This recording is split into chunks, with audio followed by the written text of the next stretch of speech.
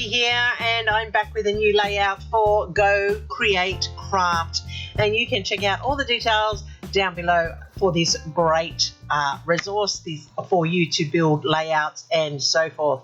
So today I am using the Autumn Kaleidoscope, and I've taken two papers which I've printed out ready to go, and I'm also adding in the musical nostalgia flowers to build a layout.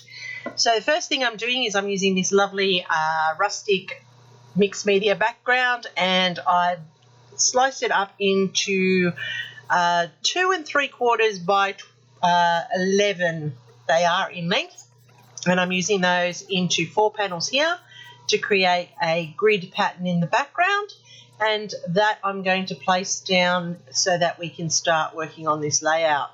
Now the beauty of these printables are that you can print them as big as you like or as small as you like, and the quality is amazing. The detail to the pattern to the design is all unique to this range. So please go and check them out in the box down below. You'll find all the links, and I am sure you're going to enjoy working with this product. So what I'm going to do is I'm going to stitch these panels into place, and I'm using this stitch guide to just dot out my stitches. And I want you to know that stitching is a great way of adding detail to your layout without too much extra effort. And I really do like to put some hand stitching onto a layout, and I often spend time doing it, and I'm not going to lie, it does take time to do, but it is well worth the final product in the end. So what I'm doing here is I'm using a stitch guide, and I am poking holes into the cardstock. Underneath my cardstock at the moment I have some bubble wrap so that it just goes through quite easily and allows for that hole punching to happen. After I've done that, I can then start stitching with 6 strands of my floss, and I have a limey green which matches the colours in this layout beautifully. And I'm not going to make you sit there and watch me do the whole lot of this stitching, but I just want to show you how easy it is to add hand stitching to a layout. And it goes in nice and smoothly, and I always finish my ends with some washi tape so that it's nice and smooth and doesn't stick when putting into the albums. Now I am going to use some of these 3x4 rounded corner cards, which are also part of the beautiful printable range that you can get from Go Create Craft, and you can find that in the store. And I'm just rounding the corners to make sure that they are rounded. And I'm going to use these as backing of my photos to mat my photos an extra layer on the layout. And I do love the rich colours. And I must say, my next layout that you will see, I am using these colours to their full advantage. So I'm just, as I said, rounding the corners, getting them ready because I'm layering up them behind my photos. Now I'm using this pattern here as the first matting square or rectangle for my photos, and my photos are 3.5 by 5. So I'm just going to have the coloured background to lift it up off that mixed media, and it is subtle enough that it goes in behind the photos that you can see it blend beautifully. Now these photos are of my daughter and her friend at the Easter show recently, and we met up with them when we were there, and I was able to take these photos outside one of the sheds, and they look really good with this paper range. So what I'm doing on this 3x4 card now is I am cutting around the flowers because I'm going to slide that 3x4 card behind the photo, but I want this flower part to come to the front. So it's going to nestle in onto the design like that. So you can see how that's added another little point of interest to the layout. So I'm just working out exactly how I want that to fall, and then I've gone off screen and put that down. Now with these musical nostalgia flowers, they are coming in individual sheets, and you have to fussy cut around them and then layer them up together to create these amazing flowers.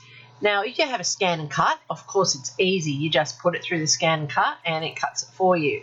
But if you're like me, we sit and fussy cut, and you cut them out and then you layer them up.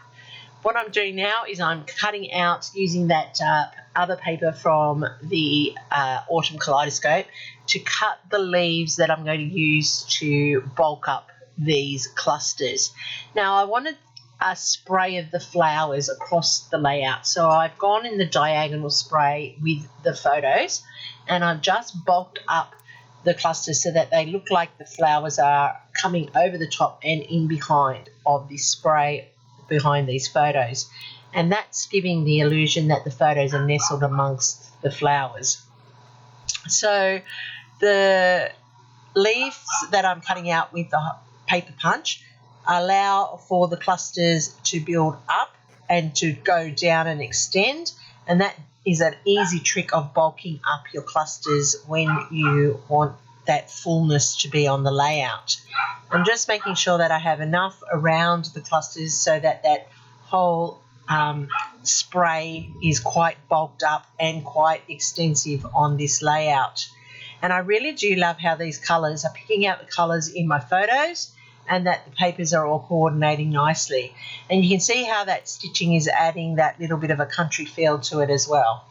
Now, using the Nuvo drops, I'm putting those into the centre of the flowers as the centres and making them pop off that layout, but tying that rich mustard yellow in so that it all comes together beautifully.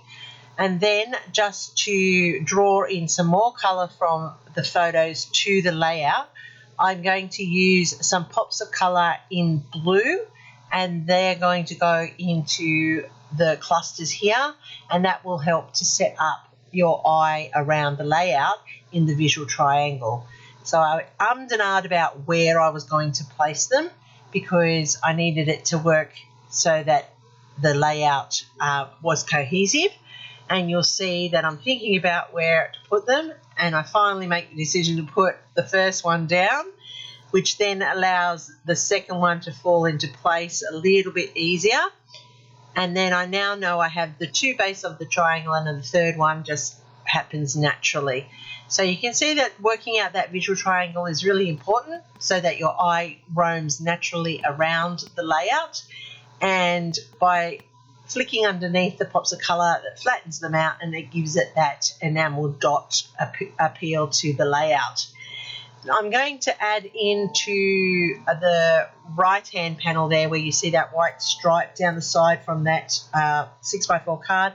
I'm putting in the date using a date stamper. And underneath today was, I will leave a space for my daughter. Well, I don't actually leave much of a space, but there is a little bit of a space for her to put a few journaling pieces if she so chooses.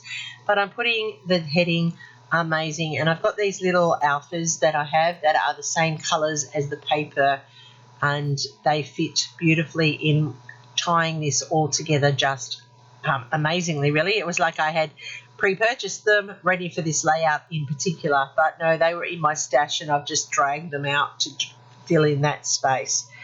So I'm liking that this layout it's not overly detailed, but it has enough detail in it that your eye has lots of things to look at, and that's always pleasing and important for a viewer. And I'm just going to finish off because you know me, I like a border, and white pens are always the worst to use. They either work really, really well or they struggle to work, and unfortunately at the moment they're not working to the way I want them to. So you will see that I need to go over those lines a few times to get the white desired line that I want, but that's okay because that's adding like a messy line to the layout. And it's adding a little bit more contrast to the harsh lines of the rectangles, and that's just softening it just a little bit.